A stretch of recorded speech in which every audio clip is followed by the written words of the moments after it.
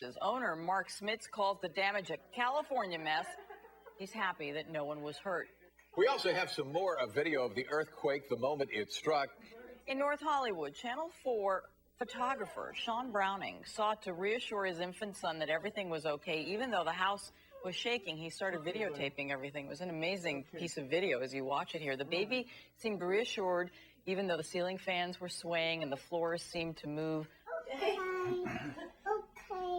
Okay. It's okay. It's okay.